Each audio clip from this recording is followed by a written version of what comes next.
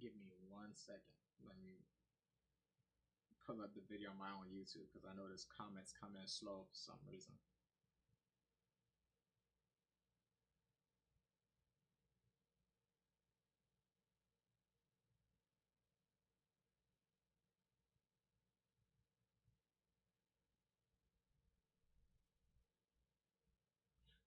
All right, so I wanted to start doing a couple live streams and getting you guys' opinions.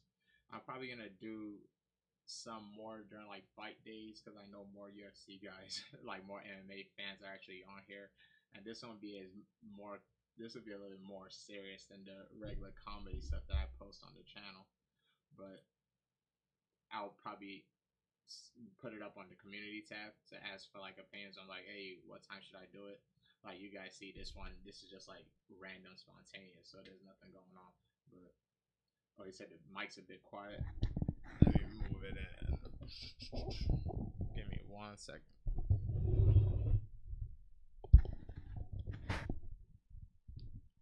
Is that better?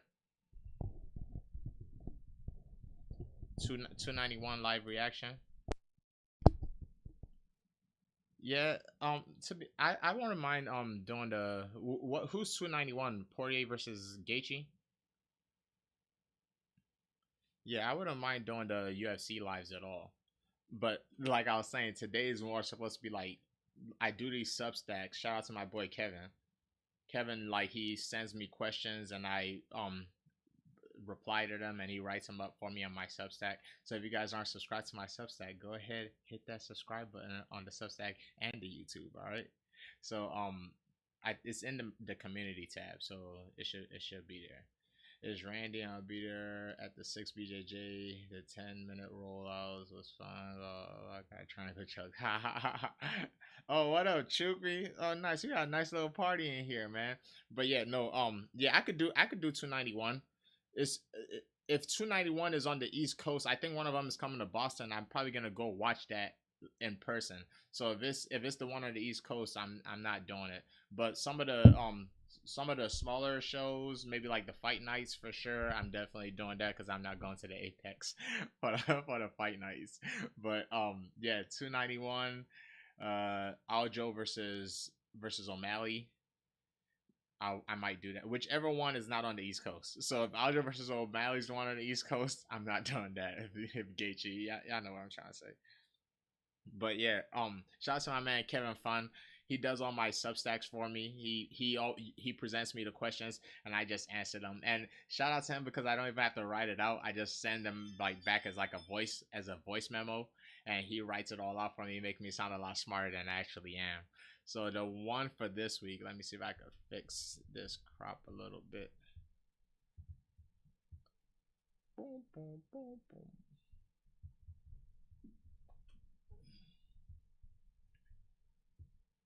And as you guys see, most of the stuff I talk about on there is usually like some things with fighting, some things about like my personal life, some things with like anime shit like that. Just shit that I find cool, you know. But the first one for this week was talking about passion and discipline, which is something that I try to talk to like the younger guys about all the time, you know. MMA is a fun sport when you're knocking guys out in like 5-10 seconds and you're collecting check and bouncing out. But sooner or later, everybody's gonna take an L. You're gonna lose, and especially if you've been doing it as long as I've been doing it. After a while, practice starts to get like redundant. Is you feel like you're doing the same thing over and over again. So that takes a lot of fun out of it. Like me personally, I like to make jokes. I crack on my teammates all the time, you know, just to keep practice a little bit more fun than it was yesterday. Just have something changing. Otherwise, you're gonna feel like Squidward in that SpongeBob episode where where the days keep moving and he's just stuck there with the same face the whole time. You know, even once in a while, I ask my teammates or my coaches, "Hey, can we go practice outside or something?" Or just have people sit on the side and watch. All those little things make a big difference because after a while, no matter how much you love it, it's gonna get boring. And when I remember when I first started training, You guys might not know Frank Camacho. He was in the UFC for a while, but he was one of my OGs when I first started training. And when I first moved into the fighter house, he told me, "Hey, no matter how boring or how bad it gets, never forget how you feel right now moving into the fighter house. You know, like the feeling of excitement and like being so grateful to be here to be able to chase my dream of being in the UFC one day. He was like, never forget that feeling. So I always make sure I keep that in the back of my head. So no matter how boring it gets or how much I feel like, oh man, I just don't want to do it today, I still feel a little bit appreciative. But like I was saying, that's when discipline comes in, you know. You said Umar just pulled out. I don't know why y'all think I'm a bantamweight. Somebody told me to take someone told me to take the Umar fight against Corey Sandhagen. I'm not a bantamweight, y'all. I wish maybe if I cut off a limb or something, I might be able to make weight and fight Corey. I'm a big fan of Corey too, so that would be a fun one. I would like to train with him one day, man, because I see he comes up to Virginia sometimes to train with Ryan Hall. It'll be dope to get a couple rounds in with Corey, man.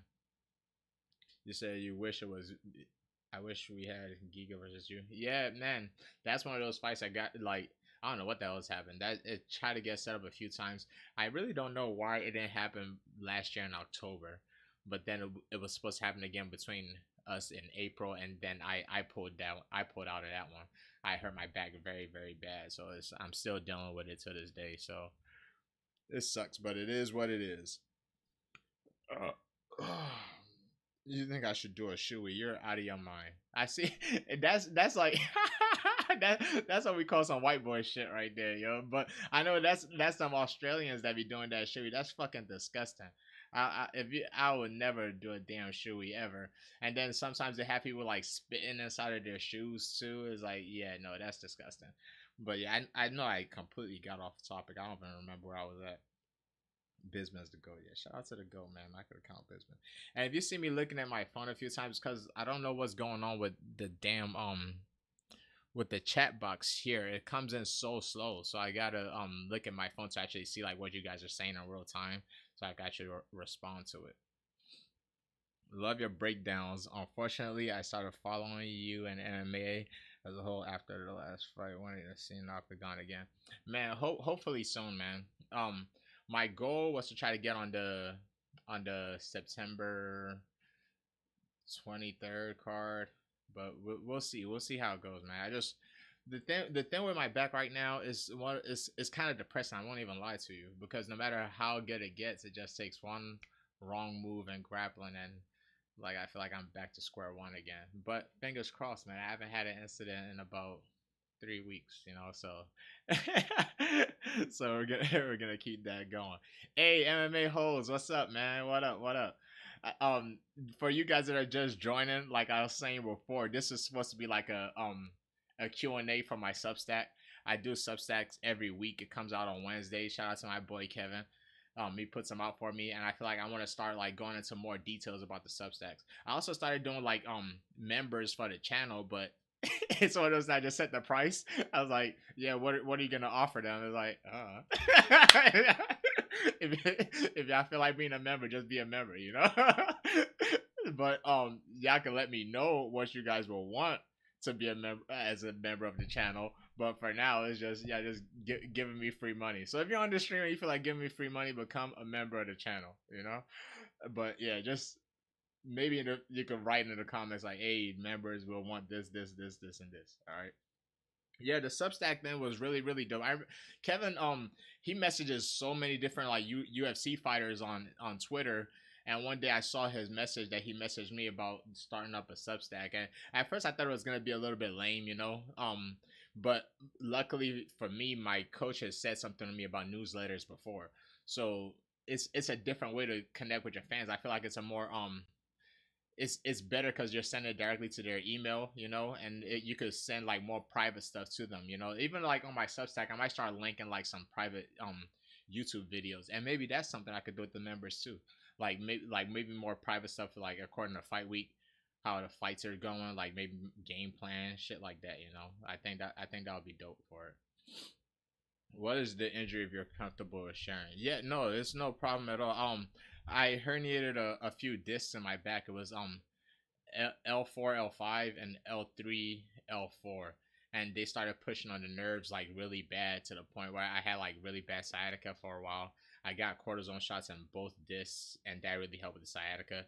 But now it's just to the point about being careful with grappling because like every couple months something will happen. One time with lifting up, picking up water, so like 4 times grappling again, and when it goes wrong, it just like locks up and ain't nothing getting done then. But I feel like it's kind of the same thing that's happened with Ling Jig Liang now. I saw him say something about a really bad back injury, and it's one of those things where I kind of don't want to get the surgery because I feel like I want to wait until my career is done to start trying to fix everything, you know. So and some of these surgeries are a little bit scary. I don't. I would like not to train with any metal rods anywhere near my spine. By the time I start putting the rods around my spine, I'll like for that to be the end of it and walk off into the sunset. What do you think about Rampage making an MMA comeback? I don't like it. I don't like it, man. Rampage is the man. You know, I really wish a lot of our OGs and like the greater generations could just sail off into the sunset. But unfortunately, sometimes you didn't make the money that you could have made, you know, or sometimes you didn't spend the money in the wisest ways. So I'm not a big fan of him trying to come back. I do like that he looks healthy though. He looks a lot healthier than he did when he fought Fedor, and he said he's been switching up his diets and stuff like that. But to be honest, I wish we had the money to be able to just retire and sail off into the sunset. You know. Did anybody take this Super Sadiq gym scholarship? Yes, we actually. So yeah, we had a guy up there for about a week. So he just left on Sunday. He's man, sometimes it's it's a little harder than you're expecting, you know. So and I really like him. He's a really cool guy, you know, but I think being away from home, a little bit homesick. The grind might not be what you're expecting at this point. It might be a little bit too much. It might not be, or maybe he just didn't see it was worth it. You know what? Who? I didn't ask any questions. Once he said he wanted to go home, I was like, all right, man, you can't hate on it. It's not for everybody. So now we're looking at trying to get somebody else, and it's one of those things too. I can also appreciate him being open and coming forward in a week. It'll be different if we was like a year or 2 years into this, and then we got the ball dropped on us. So it is what it is. Somebody else to take the position, and if they like it, they can stick around. Would have been better if you fought in Brazil. 100% will go to the event. I've never fought in Brazil at all. I've the only place I've ever the, no, I fought in Australia. I fought in Jordan. I'm not going back to Australia. Yeah, I fought in Australia. Australia was the only place that I ever fought in where I won when I won a bonus. By the time they handed me that check, boy, them Australia taxes hit different, boy.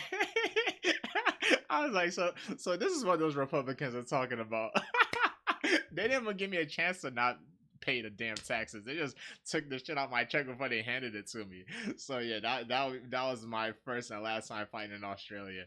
But I don't know how the taxes work in Brazil. If it's anything like Australia, nah. leave me right here in the U.S.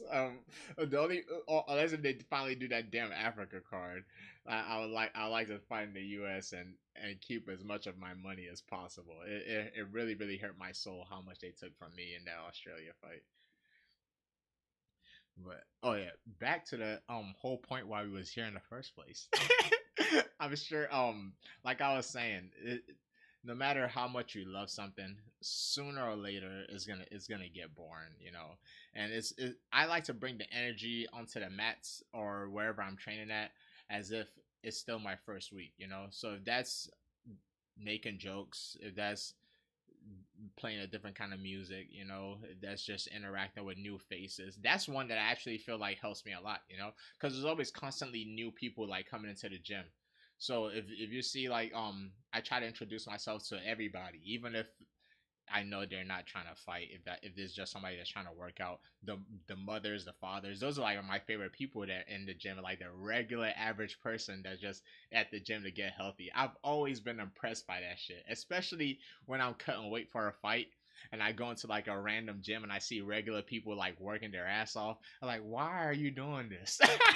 Like, I'm torturing myself because somebody's about to try to knock my head off in their underwear in front of a million people. But like the regular average Joe that's just staying in shape and has like a regular job, I think that's very, very impressive. Like it's one of those things. Like I have more respect for them than I have for like us fellow fighters, because we have to be in shape. If we're not in shape, you're gonna take a L. But if you're just a regular mom or grandfather, we have a couple of people at our gyms that are like over 50. Like I think we have a 60-year-old.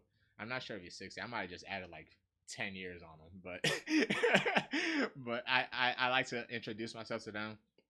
I feel like those kind of interactions also make being at the gym a little bit more fun. It's not as it doesn't feel as redundant as it might feel to somebody else. And trust me, it will get redundant. That's why you gotta be disciplined.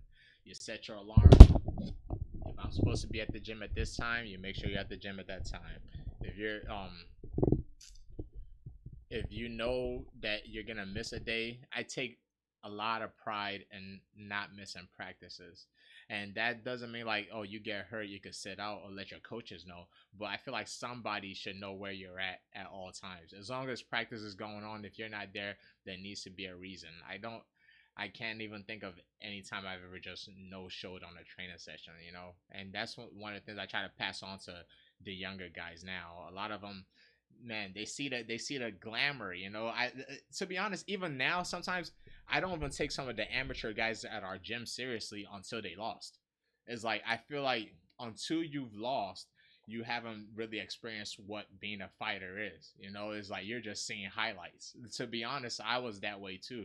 I still remember to this day my first loss, like when I woke up. I was like, huh, well, I guess now I'm a real fighter. Before that, it's like playing a video game. You just walk in, knock somebody out, and walk out. I know I'm mad behind all these damn comments. Let me try to read your comments. Like I said, if any of you knows how to work Streamlabs and you can explain to me why the hell the comments coming so late on this chat, let me know. I don't get it. Oh, never mind. I see a refresh chat button. That might that might actually help. Oh nope, refresh chat just made all y'all disappear. So let me use my phone to try to see all the damn comments I just freaking missed.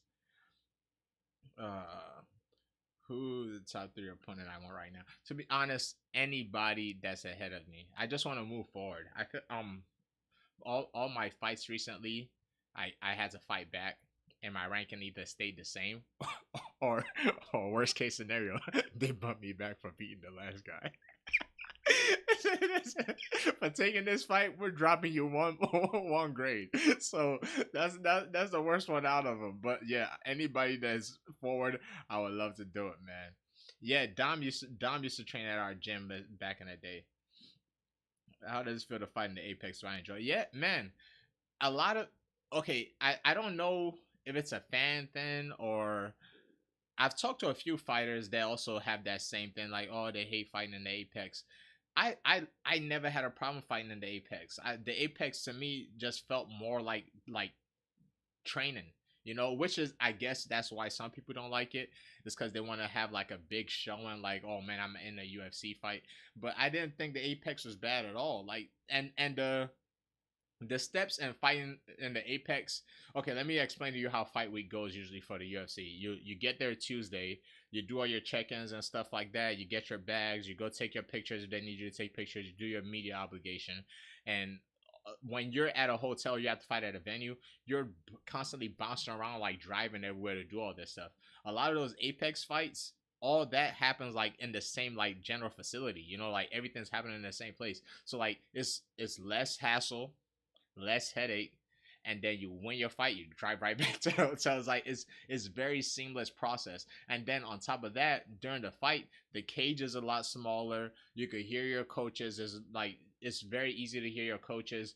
Um, it just feels closer to training, you know. So that's why I don't mind the Apex. But of course, knocking somebody out in front of the 10 dudes at the Apex and knocking somebody out in front of thousands of people is a big difference. So yeah, I completely understand that part. The walkout and the win is different in the arena, but everything else outside of that, I'll take the Apex all day. You know, like man, you go in there, finish a fight real quick, collect your money. Don't stress over what the hell is happening at, man. So I hope to see you in top three against Cater. Would be a fun one, man. Or a rematch with Arnold. Yeah, we're gonna run that one back for sure, for sure. I'll definitely run that. I learned a lot from that fight. Taxes is much better. Yeah, man. Yeah, the Las Vegas taxes, like, I know these comments are super late, but yeah, compared to the freaking Australia, man, Australia broke my heart. All right, let me try to catch up. How do I feel about Max Holloway taking? I don't understand it at all, yo. Max Holloway versus Korean Zombie. I was like, man, either Zombie made somebody very very mad. I don't understand why Zombie would take that fight. You know, it's one of those things. Is like that's why I threw my name in the hat, because I knew he was looking for a retirement fight. I was like, all right, man. It's like I feel like me and him are like close enough to where he will take it as like, okay, this guy, I think I can get on my retirement fight. But like, man, Max, like, what? I don't understand that matchup. Like, what happens if you beat Max? It's like you might as well not retire if you beat Max. It's like if you're gonna beat Max, you might as well stick around, you know. So yeah, it doesn't make any sense to me, man. Did a spar ever go wrong where a guy went too hard? Man, I have a crazy sparring session where somebody tried to shoot me afterwards, you know. But I feel like that's a story for another day. I feel like that story requires its own its own video by itself. But yeah, it's true. I think out of all my sparring stories, that's probably the craziest one. Is someone trying to threaten me to go to a car to get their gun. But most of the time, I think is relatively cool. You know, I don't I bring a certain energy to training that I don't feel like it ever gets too crazy. No matter how competitive it gets, it's relatively tame. Outside of the guy that tried to kill me, or the guy that threatened that he was trying to kill me, he wanted to go get his gun. But outside of that, it's been pretty cool. Oh man.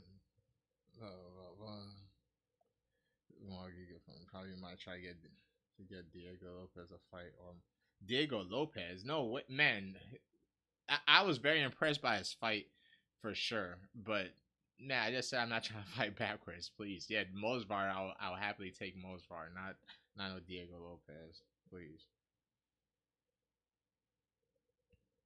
Oh, you guys are saying Zombie wanted a Max Holloway fight. Well, shit, that's crazy. So if he wanted the Max Holloway fight, I guess somebody back there loves him. Man, you guys are distracting me. We're supposed to be talking about Substack.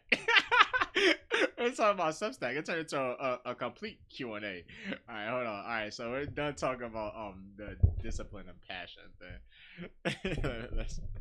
Let's see, what else did I talk about in this Substack? I appreciate the questions though. Keep them coming. That way I don't I'm not just having dead air over here. Yeah. So I'm not gonna lie. Out of a lot of people in my weight class, I would not like to fight Dan. I actually like Dan Ige. That's one of the few fights that I I might actually say no to if they offer. But who knows, man? It's that I like Dan Ige is a cool guy. But it is what it is. I don't want to fight Dan Ige, to be honest with you. But hey, you never know. The UFC might just pull that good old we don't care what you want. so, but yeah. Now I would still be interested in Bryce one. Of course, it's not as great as it was when it was like a really high number, but I'm still definitely interested in that. So, I don't know. Oh no, the guy that no, he was 100% kicked out. That was his last time in our gym. But yeah, no, that's a story for another day. I feel like that story is gonna have its own personal like video or something. Once I know I'm in the clear, because the dude technically knows where I'm at all the time. He could just pull up one day and be like, "I'm here for my revenge." I need enough time to have passed to know that he no longer wants to shoot me. But all right, who's my drug dealer? Man, life. Life is my drug dealer. You got, hey, like I said, this thing gets stressful, man. Like I understand there's not a lot of compassion for like athletes and stuff like that, but it's a very stressful business. I've seen a lot of people go depressed. A lot of people leave this different than how they started, both health wise, physically and mentally. So you got to be able to find joy in yourself. So yeah, my drug dealer is myself. I don't smoke, I don't drink. I'm just high on life, man. All right. What's your favorite fight in your pro career? Man, that's easily me versus Mike Davis. Easily me versus Mike. That's the one I feel like most people know me for. Every time they seem like, man, you're in your fight versus Mike, man, blah blah. And I just wish the UFC would give me the credit that we deserve. Every time they promote the contender, they don't talk about how vicious our fight was. That was the greatest fight in contender series history right there. My walk around weight is, to be honest, my walk around weight is a lot better now. Lately I've been walking around very very low 70s. Before I used to walk around like I used to walk around like 180, 183. But it's a lot better now. It's funny, people used to tell me the older I get, the work like the harder it's gonna be. But naturally now I maybe because I eat a lot better than I used to. But I didn't even think I was eating bad then. I feel like my body's just processing this things a lot better. So it's better now, about 170. Go ahead, feel free to throw your weight bully accusations out there. The most difficult fight in the UFC that I've had. I mean, shit, it has to be Arnold because I lost. But to be honest, I don't think that was any more difficult. I think it was just I couldn't make the right changes in the right time. So I that would be the no brainer answer. But if I think and sit on it, I'll probably have a real answer. Yeah, brother, you agree with this opinion? Yeah, I've always had a natural knack for talking. If I sit around too long, I have so many freaking voices. Like I was telling people at the gym about me not being able to sleep without having the TV on, because if I turn the TV off, I start freaking inventing a time machine or something, or or building a car in my own mind. So I never had a problem with talking. I just, as long as I have a subject or anything to talk about, which, fun fact, we still haven't talked about the Substack yet. I can still keep on going. So let's use that as a way to transition into this part of the Substack. And what Kevin asked me was, have I ever had a fight where after I beat the person or I got a knockout or something, I felt like super like happy or satisfied about doing it. And what I was trying to tell him is, to be honest, what when I finish people or after the fight is over, I'm not overjoyed about what I just did to the person. I'm happy about getting the victory. Just because of the way the UFC's pay structure is, I'm happy about getting the victory because of the hard work I put in through camp. But it's never been anything personal about my own opponent. It's, to me, I always feel like everybody that's in the fight game, on one sense, like one way or the other, there's like a camaraderie there. Like, yeah, there's some type of like brotherhood where I know what you've been through, you know what I've been through. If your camp was anywhere as hard as my camp, I could feel for you. I'm happy I won, but I'm not happy that I knocked you out. I've never had an opponent where I feel like I hated that much, or like I just wanted something bad to happen to him. To be honest, everybody that I've ever fought afterwards, I hope they had the best life and the best success ever, no matter who it was. And it's one of those things. So I wrote in the Substack like early on in my career. I remember when Gaethje and Vic fought, and he actually said something that like kind of stuck with me. And it was after the fight. It was him talking to us and telling Vic like, hey, yeah, even though I won today, it could have easily not been my day. You know, I could have been the one that was knocked out, and you know, and that kind of stuff sticks with you. And when I was young, my favorite character, I said character, my favorite fighter was GSP. So I feel like a lot of his a lot of his stuff kind of sticks with me too. You said, "How's Jimmy doing?" That's my big bro, man. That's Jimmy the Vic. He's all right. He's in Texas, just taking care of his family, man. So he's good. He always checks up on me. He was a big role model for me when I was coming up, man. I've never met a man that had as much self belief in himself as he did, you know, and that belief got him all the way to. I think Vic got all the way to like 7 in the UFC, you know. So a lot of no matter what the haters say, man, everything that he accomplished was a big inspiration to me, and he was always there to guide me when I was coming up through the amateurs and through the pros. He was always giving me like great advice that to this day I try to give to the other people, no matter how well they receive it or not. What's my opinion on Izzy versus Duplessis? I'm African, but I ain't no brother of yours, son. Hey, he killed that shit. Man, you guys know my fucking opinion, yo. Like, there's a lot of walking back that's happening now. A lot of people are playing stupid, like they didn't know how everything started, but it is what it is. We'll save the the South African invasion for later. Who wins between Volk and Superior? I actually think that's gonna be one of Volk's easiest fights. I don't think Volk's gonna have any problem with that fight at all. Any fun gym stories about someone on the current UFC roster? No fun gym stories about anyone on the current UFC roster. A lot of my gym stories is usually with younger guys, you know, because trust me, there's nothing funnier than people that don't know that think they know, you know. So that's usually where like the fun stuff usually comes in. It's people that um either their cup is too full and they can't receive new information, or their cup is too full and they think they're their own coach, you know. So no fun UFC stories with guys on the roster. Sure, I ran into Bryce one time. We were both there cornering a different fighter, and I asked him how come he keep ignoring my call outs. And he was like, man, I ain't scared of you, motherfucker. I was like, man, I don't think you're scared, Bryce. I just figured you think it'd be an easy fight. Like, no, I don't think it's an easy fight at all. He said, how come when I was coming up, I ain't hear a peep from you? I said, is the same reason why you're ignoring me now, Bryce? You know how the game goes. And I just wish them luck, you know. But that's, man, to be honest, that's always my energy most of the time. Like, I'm not the dude that's just gonna be talking trash just to talk trash. You know, I've always tried to keep that same kind of energy with me all the time. Oh snap! I wasn't even looking up. I think we finally got the what's the name working. We finally got the chat working. Well, let me check. Let me see if it's the same.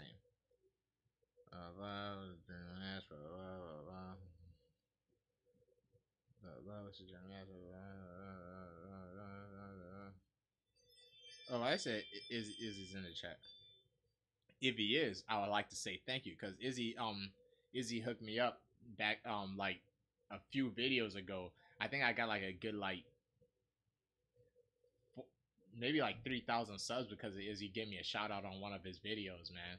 And man, this YouTube grind is so crazy. It's like I'll put up a video and that joint would have like 300 new subs, 500 new subs, and then I'll put up a video and that don't be like one one new sub, and then all the little Fiverr guys come rushing in talking about, hey, you have to do paid ads and blah blah. You have to do paid ads and all that stuff, and I don't want to mess around with the Fiverr guys. So I feel like all the stuff that they tell me like they'll do is just them like using bots, and then they're just gonna kill my channel. But yeah, shout out to Izzy, man. Shout out to Izzy. Izzy's a real one. Even since like my debut, when I debuted in Australia, he was on the side, you know, and he was showing mad love. I remember I fought a dude from Australia, and I was like, man, you're a traitor, blah blah blah. And he was like, man, I'm Nigerian first, you know. That's just how it is. And shout out to Duplessis too. Oh, I might I don't know if I told the story here, but his first fight, I remember I was watching with a bunch of Africans. He was like, "Oh snap! There's a white guy from South Africa, man. Shout out to this guy." We was all supporting him, and then he won and got on that mic. We were like, "Oh shit!" He got that mic and it just went straight downhill. Oh man. Well, man, I would happily take a fight with Vogue. Well, you wake up and they give you a title shot off doing nothing. Shit, shout out to them. Just want to say I watched your fight with Mike Davis in slow motion like 30 times. It was awesome. Yeah, man. That was the. I feel like that's a fight that you could show to somebody that's never seen MMA before, and they would go crazy. That's a perfect like introduction to anybody that wants to get into the sport. So yeah, nah, me and Mike's a good guy, man. Mike's a solid boxer. So to be honest, man, he's a solid kickboxer and a great wrestler too.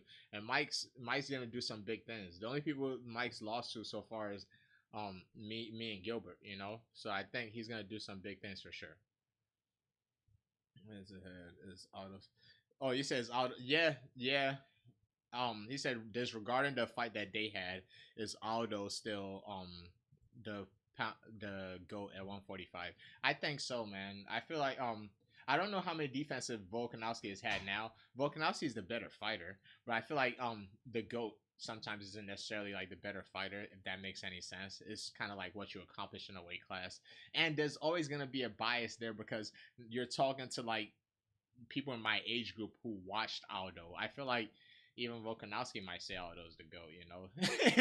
I doubt it. But yeah, like those of us that grew up watching that guy coming up, it's gonna it's gonna be hard for us to kind of like give it to somebody else. The same people, everybody around his generation. Same way Dominic Cruz will always be my GOAT for bantamweight. Um, uh, Anderson will be middleweight. So it's sometimes it's also when you got into the sport, you know. And to be honest, too, now when I look back at like Anderson's track list, it was not that great. The only one that holds up to the test of time is John Bones Jones. That's why he's always gonna be pound for pound number one. No matter how you feel about his antics outside of the cage, he's undeniable inside that cage. So John Jones should always be pound for pound number one. Sure, John Jones might be the greatest of all time for real. Not just, you know, we use the word GOAT randomly, but John Jones might really be that guy. You say you think Wood versus Philly? Oh, yo, hold on. I came on here to talk about Substack. Yo.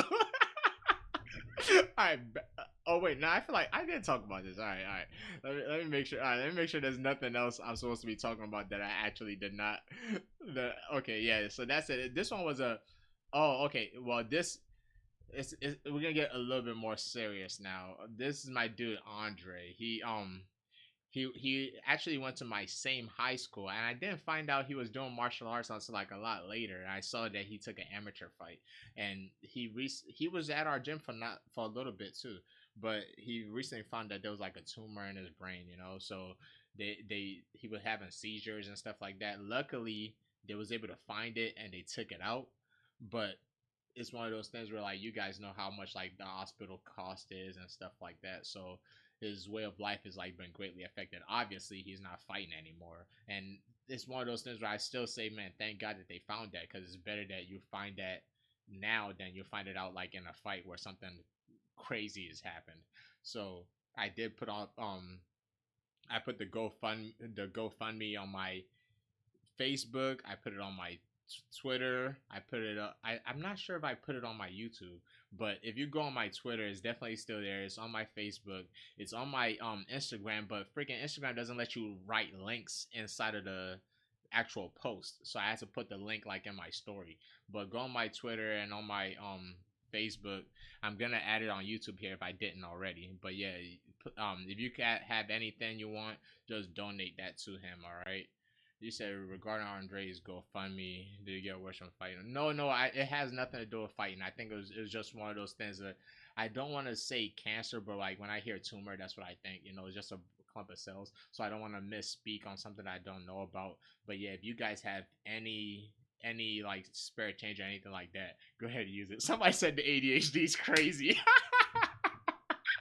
Hey, that's what I'm here for, man. I'm here for entertainment. You know, it's just every once in a while, if you're in the chat, just remind me I'm supposed to be doing something about Substack. All right, but yeah, if you have anything that you want to spare, nothing's too small. You know, feel free to donate that to my boy.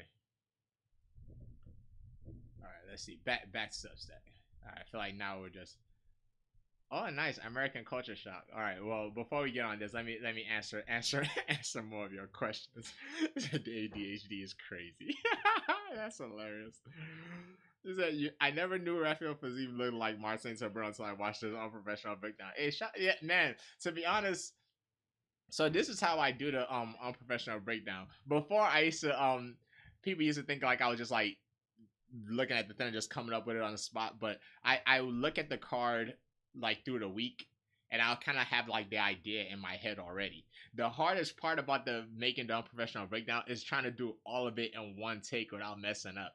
But it's one of those things where like practice makes perfect. There's been a couple of those videos where I literally just got on my phone and did it in one take without messing up. But if I see like I stutter too much, because sometimes I do stutter, and I say like I say like I just said it there.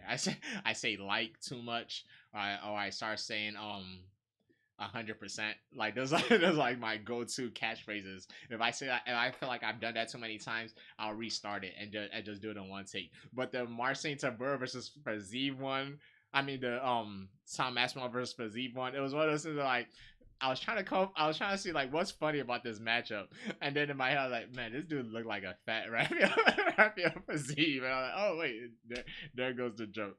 But yeah, man, if you guys can too, those videos, try to share them, because I always get positive feedback from them. It's just like a lot of people don't know that they exist. So and I still get the comments to this day like, man, I didn't know you've been doing all this stuff. And it's one of those things where like after the fight happens, I feel like a lot of people don't go back to go watch the old breakdowns, even though, man, it's still hilarious, man. You could go, so if you're new here too, go back and watch all my old breakdowns too, and you can see it help support your boy. And liking and sharing makes a big difference for me, man. All right, let's see. Back to, it's 8:52 in Nigeria. Hey, shout out to Nigeria. My mom's in Nigeria right now, and her birthday is actually in 3 hours. So yeah, I gotta remember to do that. I must set an alarm. Like you said, the ADHD is crazy, so I gotta I gotta make sure I remember to wish my mom a happy birthday. Here's the link. I don't think it works great here. Shoot. Okay, let me see. Would they let me post a link in the chat? I feel like I'm about to get myself kicked out. I don't know all the rules for YouTube. So let me see if I can find. I'm gonna try to post a link for Dre's GoFundMe on here. I'm sure it's gonna disappear the moment I post it, or if they'll even let me post it at all. As you guys can see, I'm relatively new to this YouTube stuff, but don't worry, I'm learning as I go. I need like some type of techie person to help me out. Oh, nice. So let me post it. All right, yeah. So that's a link to Dre's GoFundMe. If you guys have anything you can spare, pocket change is all fine, man. It would be much appreciated. Who are the only fighters in the UFC that trains and lives in Africa? The only ones that breathe African air is Drickus, and is coincidentally is one other white teammate. Forget about them, but that was doing it at the same time they was. Sadiq versus Biz. I would never fight the GOAT, man. That's Michael the Count Biz. I can't. You know what's crazy? I can't believe now in my career, like Michael Bisping means so much to me, and it's all because of the damn Unprofessional Breakdown, yo. All right, Ronda Rousey and Ryan Jokes kills me. Yep. One, and don't watch Unprofessional Breakdown while drinking something, you spit it out. Oh man, I appreciate that, man. Much love to Unprofessional Breakdown. All right, now that I feel like I've caught up on y'all comments, I feel like we could start. We could get back to the Substack.